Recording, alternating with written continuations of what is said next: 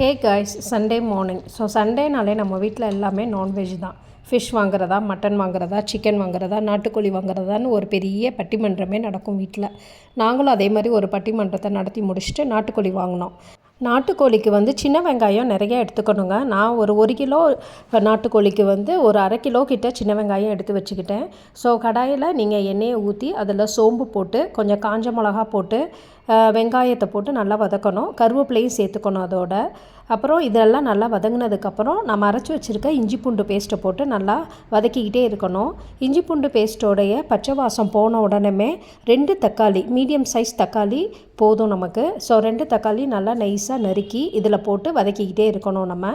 இது எல்லாமே நல்லா வதங்கினதுக்கப்புறம் நம்மளுக்கு தேவையான மசாலா பொருட்கள் எல்லாம் எடுத்துக்கலாம். ஸோ நான் இங்கே நாட்டுக்கோழிக்கு என்னென்ன யூஸ் பண்ண போகிறேன் அப்படின்னா, 2 பெரிய spoon chilli powder, 4 spoon coriander powder, அப்புறம் 1 ஸ்பூன் சீரகப்பொடி, 1.5 ஸ்பூன் சோம்பு பொடி, 2 ஸ்பூன் மிளகு பொடி, இதெல்லாம் சேர்த்துக்கிட்டேன் நான். சேர்த்துக்கிட்டு நல்லா வதக்கணும். ஸோ கொஞ்சம் தண்ணி ஊற்றி லேசாக அந்த மசாலாலாம் மூழ்கிற அளவுக்கு கொஞ்சமாக தண்ணி ஊற்றி அதில் நம்மளுக்கு கொதிக்க விடணும். அந்த மசாலாவை நிறையா தண்ணி ஊற்றிடக்கூடாது. மசாலா மூழ்கிற அளவுக்கு லேசாக தண்ணி ஊற்றி நம்ம வதக்கிக்கணும்.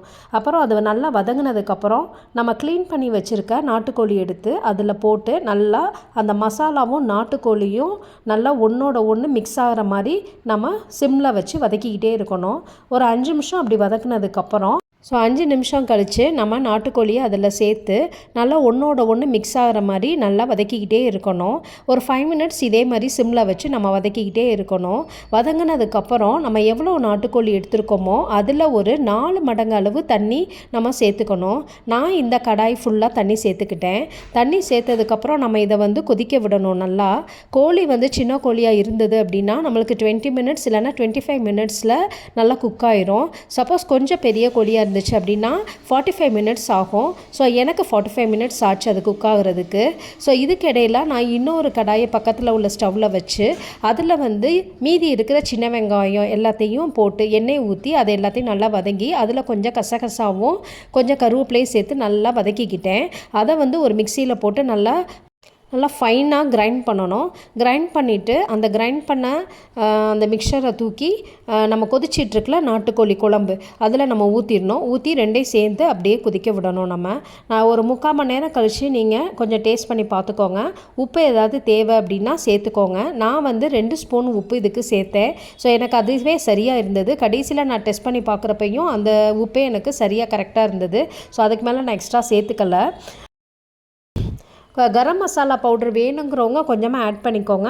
இல்லைன்னா அந்த வெங்காயம் நம்ம கசகசா வெங்காயம் கருவேப்பிலை எல்லாம் சேர்த்து வதக்கி அரைச்சோம்ல, அதில் 1 பட்டை, 3 கிராம்பு, 4 ஏலக்காய், கொஞ்சம் கல்பாசி இதெல்லாம் போட்டு வதக்கி அரைச்சி நம்ம ஊற்றிக்கலாம். அது உங்களுடைய விருப்பம்தான். உங்களுக்கு எப்படி வசதியாக இருக்கோ அப்படி பண்ணிக்கலாம். ஒரு சில பேர் தேங்காய் அரைச்சி ஊற்றுவாங்க. நான் தேங்காய் அரைச்சி இங்கே ஊற்றலை.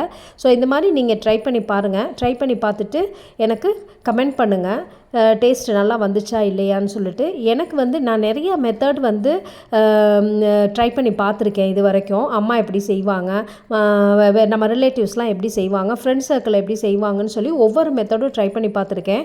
பட் எனக்கு சாட்டிஸ்ஃபைடாகவே இருக்காது டேஸ்ட்டு.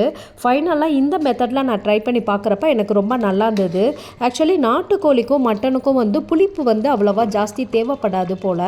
ஸோ நம்ம தக்காளி கொஞ்சம் நார்மலாக போட்டாலே போதும். சிக்கன் கிரேவி நம்ம வாங்கினோம் அப்படின்னா அதுக்கு வேணால் நம்ம தக்காளி கொஞ்சம் ஜாஸ்தியாக சேர்த்துக்கலாம். ஸோ இது மாதிரி நீங்கள் ட்ரை பண்ணி பாருங்கள். உங்கள் வீட்லேயும் ட்ரை பண்ணி பார்த்துட்டு எப்படி இருக்குன்னு மறந்துடாமல் எனக்கு கமெண்ட் பண்ணுங்கள். லைக் பண்ணுங்கள், ஷேர் பண்ணுங்கள், சப்ஸ்கிரைப் பண்ணுங்கள். பாய்.